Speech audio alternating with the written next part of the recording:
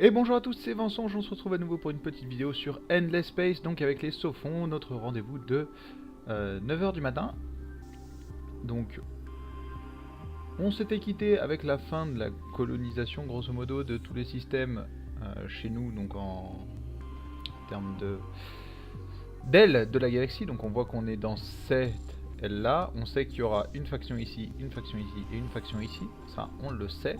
Et du coup on s'était quitté aussi avec la découverte donc de ce petit système qui s'annonce plutôt pas mal, donc avec de la toundra, une moyenne océanique et de l'hyperium en plus de la jadonyx. Par contre on s'était aussi quitté avec des systèmes qui étaient plus ou moins mécontents, donc on était parti dans une grande politique de création de supermarchés infinis, histoire de refaire monter un peu l'approbation. C'est nécessaire, pour l'instant on perd de l'argent, c'est problématique. Donc on va passer le tour. Rugba, donc qui a fini visiblement sa création, Octans aussi, Centaurus a fini sa création de marché infini. Donc on a premier contact avec les Sheredin. Donc les Sheredin ont tendance à être une nation qui est très violente en fait en termes d'expansion. Ils sont très agressifs. Du coup, autant on pourra maintenir une paix à peu près durable, je pense, avec les automatons, peut-être même avec les... Comment ils s'appellent? Les autres qu'on a croisés, c'est les pilgrims. Autant avec les Sheredin, ça risque d'être très compliqué. Très compliqué, du coup il va falloir prendre une avance considérable sur...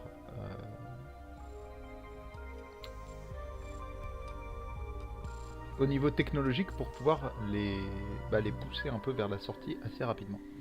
Pire, on se donnera comme objectif de les pousser justement vers la sortie très rapidement.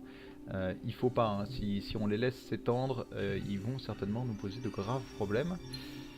Donc on a récupéré donc plus 3 de plafond de flotte, des bonus ok, donc ça on est sur la partie diplomatique. Donc ici à Rugba, qu'est-ce qu'on peut faire qui peut être intéressant? Donc on a une océanique, on a une aride. Donc on a envie d'aller un peu plus vers de la thune, on a besoin d'argent. On a besoin d'argent, c'est vraiment nécessaire. Ici de la toundra ça nous donnera aussi plus 8, donc on va le faire. De toute façon on a besoin de beaucoup d'argent. Ici aussi. Donc ici par contre ce sont des déserts, ça ne va pas nous intéresser. Une jungle, il me semble que c'est bon aussi. Jungle ça donnera plus 8 et on aura une toundra derrière, donc ça donnera à terme plus 16, donc on va le faire. Ici à Ursa c'est du désert, donc ça ne nous intéressera pas. Ici de toute façon ils sont pas prêts d'avoir fini. Ici ce sera du désert aussi, et ici ce sera de la toundra. Et par contre ici ça pourra être intéressant de le faire. On verra, après il y a du désert, de la toundra, ça donnera quand même pas mal ça on le fera peut-être. Et ensuite l'agence touristique. Voilà. Donc il va falloir aussi qu'on commence à monter en thunes et qu'on commence à se faire une vraie flotte. Une vraie flotte. Normalement... Ah merde, il faut que je zoome un peu. Normalement, j'aurais eu envie donc d'aller ici, récupérer les faisceaux ici, les lasers à synchrotron. Synchrotron, ça pourrait être pas mal. En fait, ce qui pourrait être pas mal du tout, ce serait de récupérer aussi là. Donc en fait de faire ça et ça. Et d'ici donc 8 tours, de commencer à construire nos premiers gros vaisseaux de combat. Je pense que ce sera l'objectif. On est en 3045 AB, donc après la brume il me semble. Donc à ce niveau là c'est en construction. On va zoomer un peu histoire de voir. Donc c'est à Kionos que c'est en construction. Si Aruba, ok. Donc bourse, donc nombre de voies commerciales sur le système, on va peut-être pas le faire. Parce qu'il va nous intéresser. Une petite, ça c'est pareil, gagner 1 de population. Sanic fait gagner combien? Plus 2. Ouais, ça va pas nous faire gagner grand chose, mais on n'y perdra pas non plus d'argent une fois qu'on aura la population élevée ici. On va le faire, parce que du coup par contre ça va nous faire gagner en sciences, en industrie, en bouffe. Donc c'est bon à prendre quand même. C'est bon à prendre quand même. Ici c'est pour de la lave, sur les méthanes, les astéroïdes, machin, etc. Donc ça ne nous intéresse pas. Sur les océaniques, les arides, on va récupérer pas mal de bouffe. Ouais, on verra, on verra. Pour l'instant, c'est pas l'urgence de toute façon. Ici, par contre, de la toundra, désert arctique. On va peut-être après lui dire tout simplement d'aller coloniser la toundra ici. Ça va pas nous intéresser. Petit arctique, non. Petit arctique. Toundra, par contre, ça pourrait être intéressant, c'est vrai. On verra. On verra. On va faire le partenariat, par contre. On a besoin de se booster en science. En fait, on a besoin que notre puissance vienne de la science. On est des saufonds. Donc notre puissance doit venir à fond de la science. De la science, de la science, de la science, de la science. Si ça vient pas de la science, on va avoir des problèmes. Donc ce système est menacé par une flotte ennemie. Donc l'écran, on est menacé par une flotte adverse des Sheredin. On va essayer de faire une paix avec les Sheredin, je suis pas sûr qu'ils acceptent. Nous n'allons pas partager une couchette avec vous. On va essayer, je pense qu'ils vont la refuser. Marché relativiste. Construction achevée, donc ouais, donc ça on était au courant. Ce qu'on peut faire, c'est essayer donc... les termes que vous demandez ne peuvent pas être remplis. Ok. Ouais, ils sont pas assez évolués à ce niveau-là. Donc voilà, donc là on s'est fait bouffer, hein, les automatons sont venus et ont colonisé ici. Voilà, voilà. Ça c'est fait. Donc Ekius. Ok. On a notre prochaine planète, là c'est sûr. Alors là il faut, c'est nécessaire. Donc on va shooter ça, on le fera après. Et il faut qu'on le fasse. Il faut qu'on la tienne ici. Ekius va devenir importante, c'est obligé. Donc analyse d'épave légendaire. Donc nouvel élément galactique, seulement votre faction. Donc il était connu sous le nom de Belrianen, un antique vaisseau des Endless condamné à errer dans le cosmos. Alors qu'il cherchait le mythique commencement des temps, son épave a été découverte et son équipage avant sa mort ou sa disparition, car l'engin est vide. Là, apparemment recouvert d'un blindage d'une épaisseur et d'une longévité incroyable. Ok. Ça c'est cool. Ouais, donc Ekius, une moyenne toundra et une grande terrienne avec jardin d'Éden, de l'hydromiel et une sanguine, c'est parfait. Ça, ce système est magique. 1, 6, 9, 9. Heureusement que c'est pas une géante terrienne, sinon on aurait 10 personnes sur Ekius 2. En plus avec une lune, c'est cool. C'est vrai que j'ai pas beaucoup parlé des lunes, mais ça peut devenir quelque chose de très intéressant. Hein. Des endroits où on a beaucoup de planètes avec beaucoup de lunes, ça peut donner de gros bonus. Là par exemple on n'a pas de lune. En fait on est quand même très peu vernis. Hein. Le jeu est quand même pas mal sujet à l'aléatoire. Ici on a une lune. Ici on en a 3. C'est vrai qu'ici on est pas mal. Alors non, on va pas vouloir booster la petite Arctique. Par contre, on va peut-être vouloir aller du côté de la colonisable ici pour booster un peu tout ça. Ok. Donc à ce niveau-là, ici la finance temporelle. Donc là, on sait que voilà, il faut le bâtiment endothermique, c'est sûr. Une aride va pas nous aider ici. Ah si, 8. On va prendre ça. Il faut absolument qu'on ait de la thune. De la thune. Ça va être le nerf de notre guerre. On a besoin donc de science et de thunes pour tenir la distance face aux adversaires. Non, ici c'est lent quand même. C'est très lent ici. On va essayer d'y mettre notre drone affecté à ce système. Voilà, il devrait aller un peu plus vite. Donc ici un désert, ça nous donnerait quand même de la puissance. Ça nous donnera de la puissance. On n'a rien en fait en amélioration. Oui, mais en fait on n'a rien qui puisse justifier qu'on fasse ça. Ici, mais c'est ouf quand même. Moins 6. Ah oui, parce que c'est pas quelque chose dans notre empire en fait. Donc on va peut-être limiter un peu l'argent qui est pourri là-dedans. Toundra, désert, ouais, plus 1 sur désert, ça pourrait être pas mal. Bon, ça, plus 1 sur désert aussi, mais bon, ça coûterait beaucoup. On va surtout s'orienter côté science, un supermarché et une raffinerie. Effectivement, on va partir dans ce sens-là. Ok, donc là, on a le procréateur qui est en cours ici. Là, le procréateur qui est en cours ici, il nous faut Ecus. Ecus, là, mis à part les astéroïdes, c'est quand même magique. Les terriennes avec Jardin d'Éden, c'est très très cool. Hein. Les terriennes donnent pas mal d'argent, pas mal de... Où on en est? Ouais, c'est ça. Ils veulent pas accepter. Hein. La paix, pas pour protéger, ils veulent pas. C'est pas leur truc. Ils ont énormément d'argent. C'est violent, ça. Énormément d'argent. Et ils en gagnent énormément.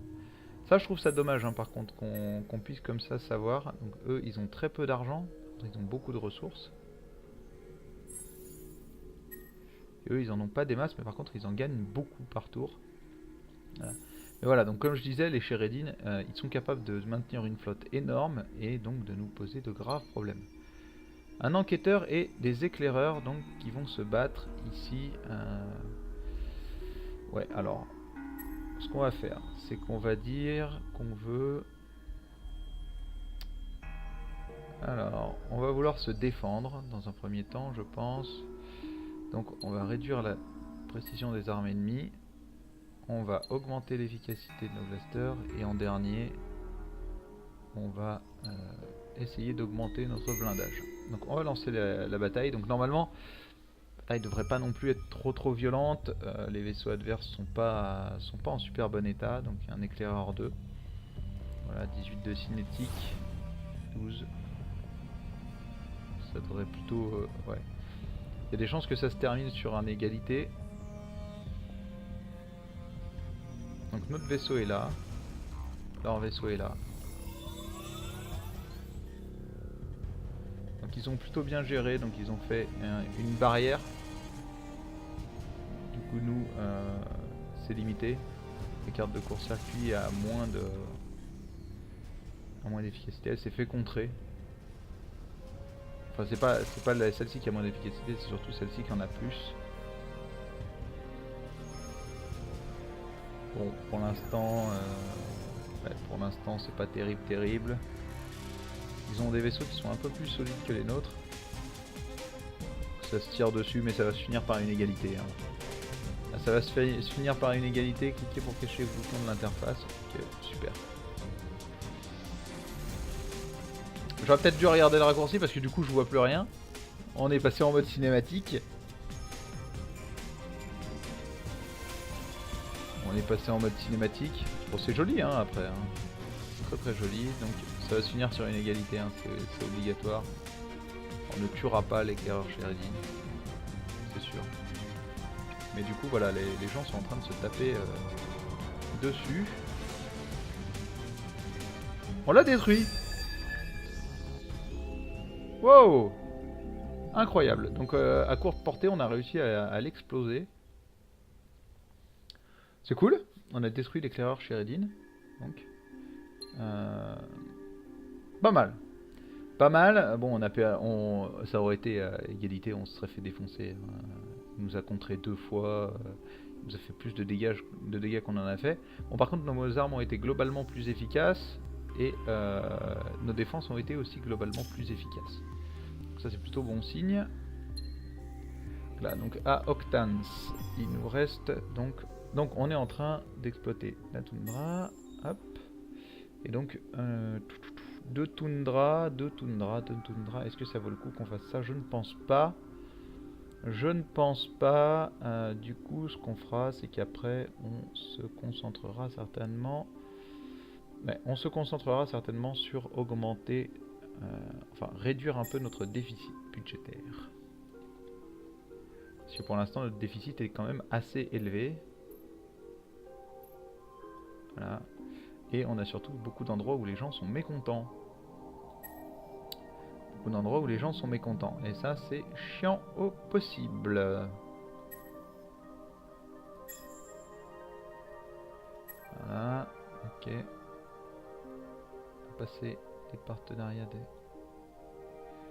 Hop. On va mettre comme ça.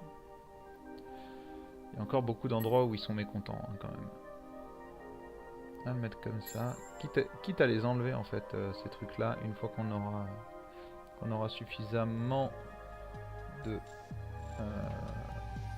bref, que le truc sera suffisamment développé. histoire que ça allège un peu ce que ça nous coûte. Ici donc le créateur sera prêt dans 3 tours, donc on va passer au tour suivant.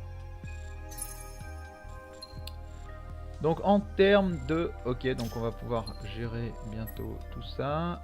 Ok. On passe au tour suivant. Donc là on est sur des tours un peu simples. Donc à Rugba c'est terminé. Donc on a tout ce qu'il nous faut. On va convertir une partie en argent. On a besoin donc, que cet argent arrive dans nos caisses. Plus 36, plus 33, plus 8, moins 7. On va passer comme ça. On va essayer de monter l'approbation. L'argent on en a, c'est bon. Ça passe, maintenant on ne descend plus, donc on va continuer à augmenter. On veut augmenter l'approbation pour... parce qu'en fait le mécontentement, si on regarde comme ça, voilà, à moins 4,4 d'approbation du système. C'est nul. C'est nul parce que du coup on se retrouve à gagner moins en tout, en fait, en bouffe, en industrie, etc. Et ça ralentit notre développement pour rien. Pour très exactement rien. On devrait être en train de gagner de l'argent au lieu d'en perdre. On devrait être en train de gagner du développement au lieu de stagner comme ça. Voilà, bon, on a plusieurs planètes qui sont mécontentes, on en a d'autres qui sont carrément contentes. Mais c'est normal, hein, on s'est étendu très très vite sur pas mal de systèmes. Là le but maintenant c'est de faire fructifier quand même un maximum ces systèmes.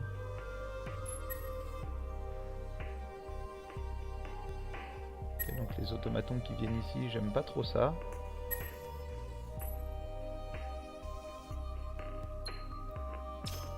Je t'explique, automaton, si tu viens te poser ici pour essayer de poser tes bollocks, on va pas être potes, mais alors mais pas du tout quoi. On va venir apprendre ça ici. Il faudra apprendre ça ici. Ça pourrait être intéressant, histoire de, hop, de shooter les mauvaises idées, les mauvaises herbes. Ensuite on partira certainement par là.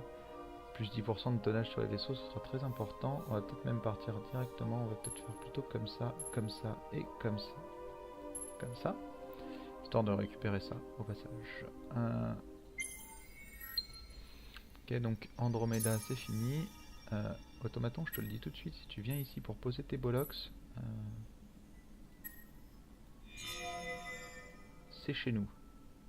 Voilà. Donc là, c'est fait. Je suis allé un peu vite, hein. Je voulais pas qu'ils viennent, se poser un peu en mode bonjour c'est moi.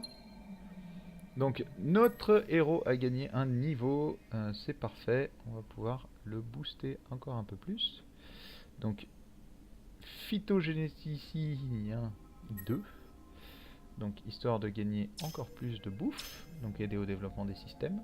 Voilà, donc eux ils colonisent à fond, hein. Aucune exploitation, il n'y a pas de souci, c'est normal. Donc événement de colonisation Equius 2, donc plus 10 d'approbation sur le système Equius pendant 20 tours. Votre équipage se pose sans encombre, la majeure partie de l'équipement a résisté au voyage. Félicitations pour cette colonisation réussie. Bien, ça s'est bien passé. Du coup, oh, si tout se passe bien, moi ça me va. Donc Andromeda qui n'a plus rien à faire. Tu es une minuscule petite planète Andromeda, essaye de développer des bâtiments endothermiques, puis plus tard tu feras une colonisation de la toundra juste à côté de chez toi. Ça devrait plutôt bien se passer. Une toundra plus 10. On va quand même créer ça. Hop, tranquillement avant de faire les bâtiments endothermiques. Ouais, parce que du coup le bâtiment endothermique voilà, va aussi rajouter plus 1 sur la toundra. Ici la jungle ça donne plus 2 de thunes, donc en fait ça va rien nous coûter. Ça va rien nous coûter, ça va même nous rapporter de l'argent de faire ce bâtiment. C'est plutôt sympa. Et du coup ça nous permet de... avec les plus 2 là-dessus et le plus 1 là-dessus, on peut aussi se permettre la raffinerie d'isotopes lourds.